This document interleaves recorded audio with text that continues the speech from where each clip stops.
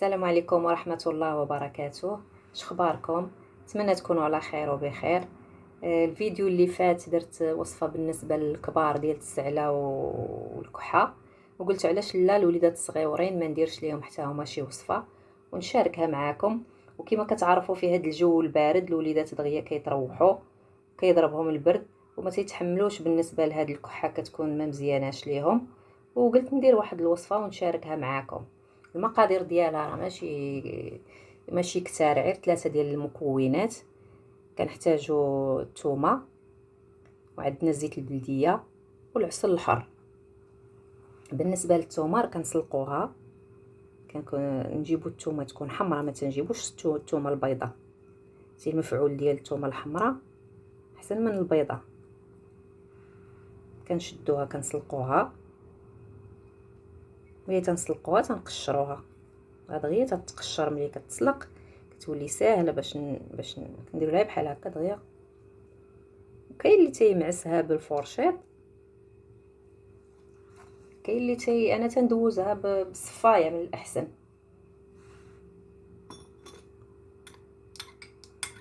كندوزها بالصفايه كتخرج بحال البوماده، ما كتكونش صعيبه في السريط. بالنسبه للوليدات اللي بغاو يسرطوها كتجي ساهله. حتى لا فيها شي طريف بقى تيتحبس في الصفايه هكا.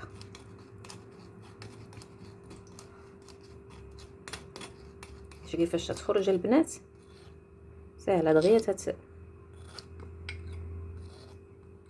هاد الوصفه كتوجد دغيا، ما كتاخذش لينا بزاف ديال الوقت باش نوجدوها. كناخذ واحد 2 المعالق ديال الزيت البلديه كيف ما كتشوفوا.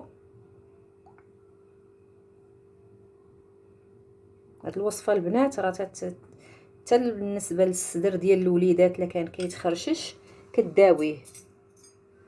الا خداوها ما كتخليش داك التخرشيش للوليدات في الصدر ديالهم.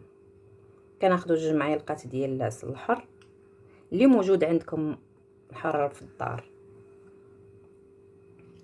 هاد العسل كيحيد ديك المروره ديال الثومه اللي كتكون، باش الوليدات ياخذوه ما تلقاو كاع معاهم مشكل. تيحلي هاد الوصفه. شتي ملي تندوزو الثومه بالصفايه ما تتبقاش فيها، كتولي بحال السيرو. تتجينا هاد الوصفه كتستغرقش الوقت بزاف باش تصايب.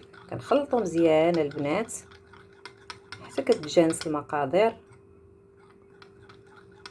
وهاد المكونات راه هما اللي معروفين بالنسبه للوصفات النزلات البرديه. الا ضربنا البرد ولا لا ضرونا قراجتنا ولا كان الصدر ديالنا كيتخرشش، هاد المعروفين. هاد الوصفات كيداروا الزيت العود راه معروف، العسل حتى هوايا، الثومه.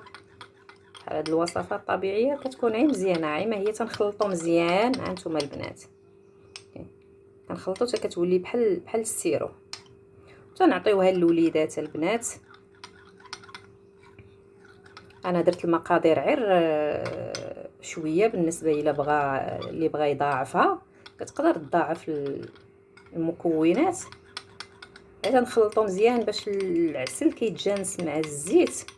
كتبغي شويه ديال نخلطوها هكا مزيان. وتيبغيوها الوليدات تعطيها ليهم، ماشي تيرفضوها ولا ما تيبغيوهاش.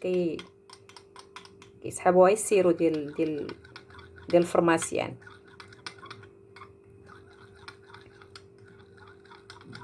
وملي تنخلطوها البنات هكايا كنكونوا موجدين واحد القريعه، كنكونوا معقمينها. اي قريعه عندكم تكون ديال الزاج كنعقموها. راك عارفين الطريقه كيفاش كيتعقموا القريعات. تنديروها في الماء طايب وكنخفيوها على فمها حتى كتنشف. ما نمسحوهاش لا بشي زيف لا حتى شي حاجه. القرعه ملي تتعقم كتحطها هكا على فمها حتى كتنشف. ملي كتنشف هذيك الساعه كنديروا فيها المكون اللي عندنا. الوصفه من الاحسن ما تبقاش عريانه. اي وصفه درناها ديال الماكله خاصها ما تبقاش عريانه. خاصنا نديروها في شي قريعه تكون معقمه. وكنبقاو من الليل كناخذوا منها معلقه للوليد في الليل وفي الصباح. بالنسبه للوليدات اللي كانوا كيكحوا بزاف في الليل راه عي معلقه ينعس حتى الصباح ما يفيق، ما يكحب في الليل ما حتى شي حاجه. والله ينجي وليداتنا ووليداتكم ان شاء الله. وضروري البنات تجربوا هذه الوصفه، راها زوينه وفعاله بالنسبه للوليدات. ما كتستعملش، ما كدارش بزاف، خصهاش بزاف ديال المكونات، ولا المكونات راه هما كيما عرفتوا راه عندنا ديما في الدار. وبالشفاء ان شاء الله. وما تنساوش تدعموني باللايك وتضغطوا على الجرس وديروا لي ابوني باش يوصلكم كل جديد ديالي. والله يشافي وليداتنا ويشافي وليداتكم ان شاء الله.